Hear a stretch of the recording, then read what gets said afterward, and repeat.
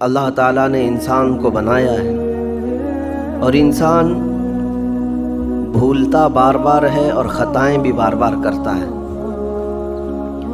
خطا کرنے والا اور بھول جانے والا اللہ کی بارگاہ میں ایسا نہیں ہے کہ وہ ہمیشہ کے لیے ناکارہ ہے، بلکہ اللہ تعالیٰ نے اسے زندگی میں بار بار موقع دیے ہیں کہ تو اپنی خطاؤں سے اور اپنی بھول سے پھر سے دوبارہ اپنی اچھی زندگی میں آ جا، اور اسی کو ہم توبہ کہتے ہیں۔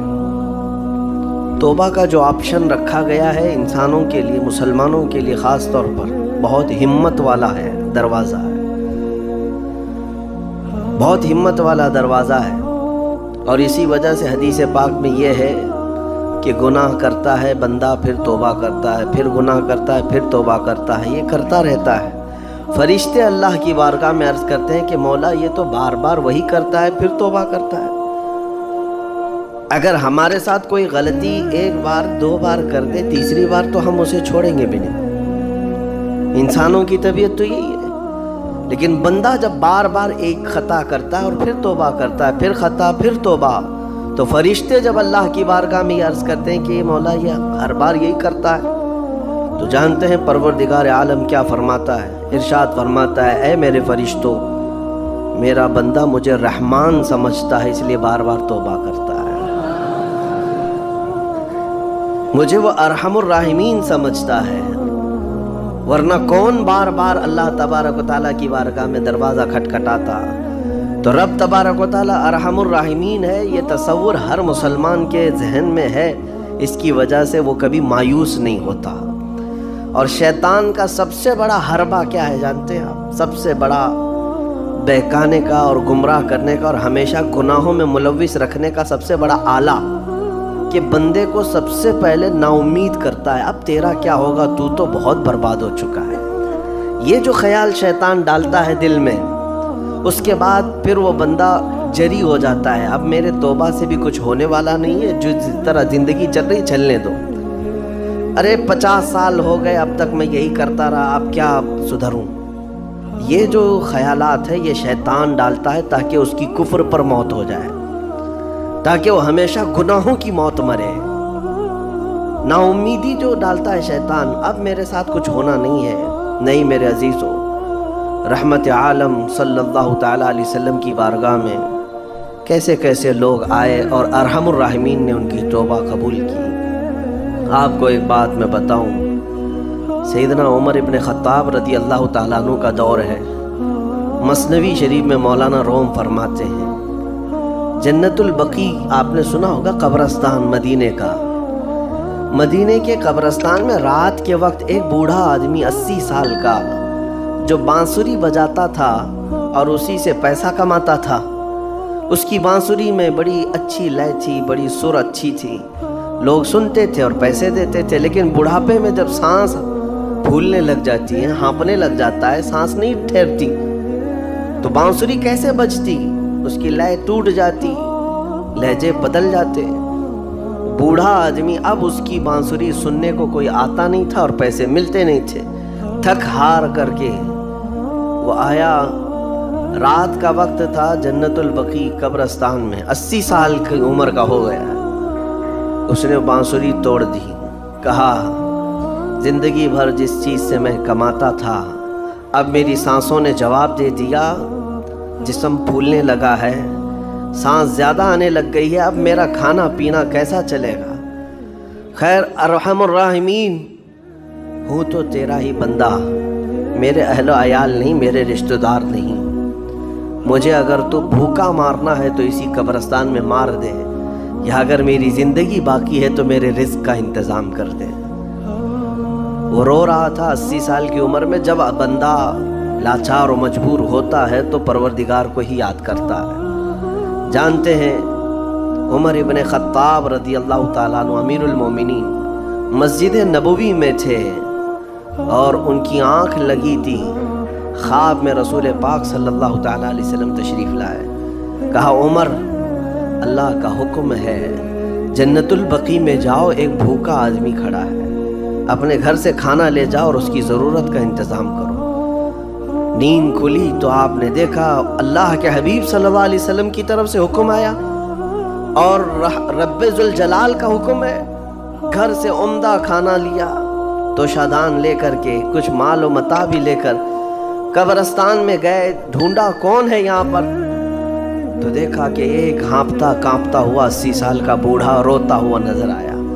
अमीरुल मोमिनीन अपने हाथ में तोशादान लेकर उसके करीब गए, कहा तू भूखा है? कहा हाँ भूखा हूँ।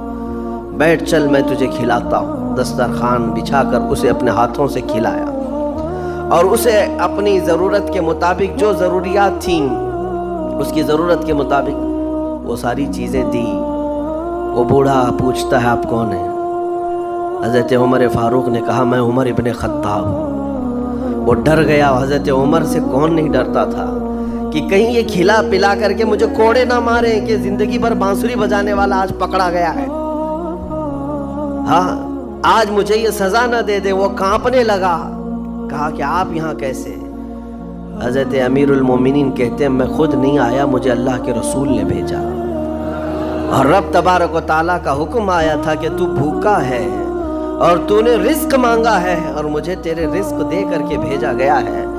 वो चीख मार करके गिर पड़ा जमीन पर और रोने लगा, अपने हाथ फैलाकर कहा सच फरमाया मौला तू अरहमुर राहिमीन है। 80 साल तुझसे दूर भागता रहा, एक बार क्या तुझे मैंने पुकारा, तूने वक्त की अमीरुल मोमिनीन को खाना देकर भेज दिया।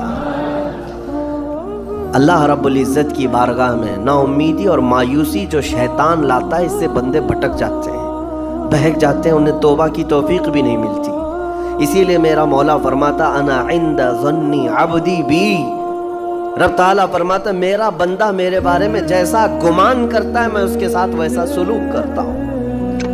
तुम क्या गुमान करते हो? वो सख्त पकड़ करेगा, अभी मार डालेगा। वो गफ्फार है, कहार है, जब्बार है, लेकिन साथ में वो सत्तार भी है, वो रहमान भी है, रहीम भी है। अगर रब तबारक व तआला हर चीज पर पकड़ करता तो हमारा तो जीना ही नहीं था। यहाँ पर इतने गुनाह हो चुके और वो रब ताला फरमाता वसिअत रहमती कुल्ल शै, मेरी रहमत ने हर चीज को घेर रखा है। अल्लाह रब्बुल इज़्ज़त बंदों को माफ करने का इजहार ज्यादा फरमाता है। और जानते हैं आप गुनाह जब आम होते हैं, मैं आपको अपने घर की बात बता दूं, मेरे घर में आप 4 दिन के मेहमान बन कर के आए हैं। कभी मेरी खिड़की तोड़ रहे हैं, कभी दरवाज़ा तोड़ रहे हैं, कभी हमारे घर के बर्तन पटक रहे हैं, कभी फर्शी उखाड़ रहे हैं। कब तक बर्दाश्त करूँगा? आपको निकाल कर बाहर कर देंगे। मेहमान नहीं, ये बला हो गई है, घर सारा उजाड़ रहा है। एक चीज पर छोड़ दिया जाए, 2 चीज पर छोड़ दिया जाए, ये इंसानों की फितरत है, इंसानों की फितरत। लेकिन रब्बे कायनात अपनी कायनात में हम बंदों को उतारा है, हमने क्या नहीं बिगाड़ा उसे? अपने गुनाहों से उसकी जमीन को लाल कर दिया।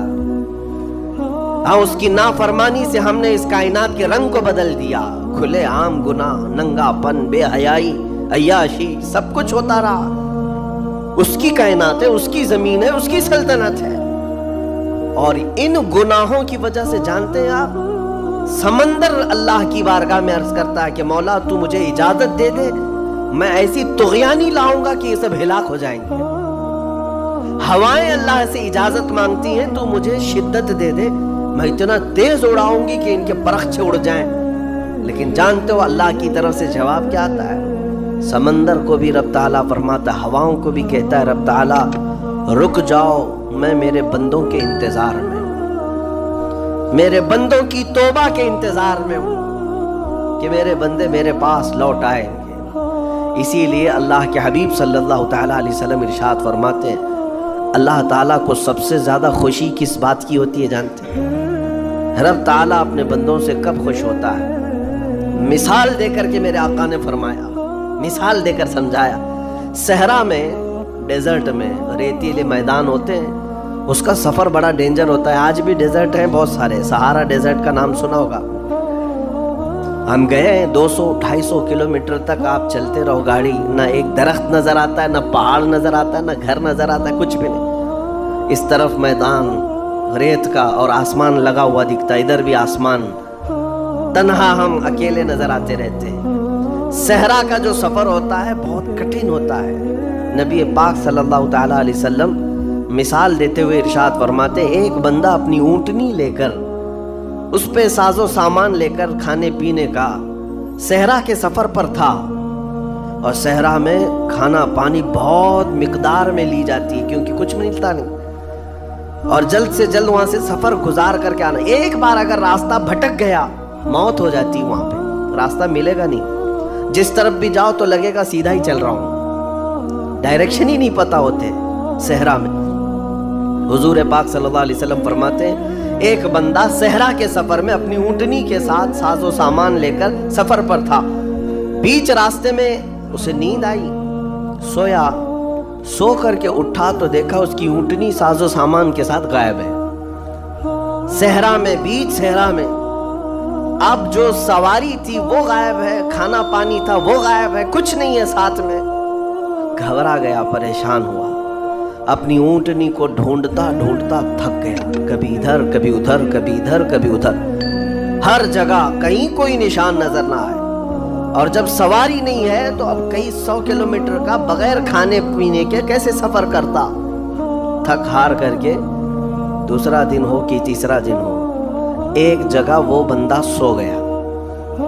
फिर से सो गया, अब रास्ता भी नहीं मिलता। सोया तो नींद से उठा जब तो देखा उसकी ऊँटनी भी मौजूद है, उसका साजो सामान भी है। ये मिसाल है, ये मिसाल है। मेरे आका सल्लल्लाहु अलैहि वसल्लम सहाबा से अब पूछते हैं, ऐ मेरे सहाबा बताओ, उस बंदे को जो सहरा में गुमशुदा ऊँटनी जिसकी मिल जाए उसे खुशी कितनी होगी। सहाबा कहते हैं, या रसूल अल्लाह, उसकी तो जान में जान आ गई होगी, क्योंकि वो जानते थे सहरा का सफर क्या होता है। कहा सबसे ज्यादा उसे खुशी होगी कि उसका खोया हुआ सामान मिल गया, खोई हुई सवारी मिल गई। मेरे आका सल्लल्लाहु अलैहि वसल्लम फरमाते हैं, गुमशुदा ऊँटनी के मिलने पर जैसे उस मुसाफिर को खुशी हुई, उससे कई ज्यादा बढ़ करके रब ताला को उस वक्त खुशी होती है जब एक गुनहगार बंदा वापस तौबा करके उसकी बारगाह में आता है। रब ताला की बारगाह में जब बंदा पलट करके आता है, रब ताला फरिश्तों पर उस बंदे को दिखाकर रश्क करता है। इरशाद फरमाता है, मेरा बंदा मेरे पास आ गया, मेरा बंदा मेरे पास आ गया है।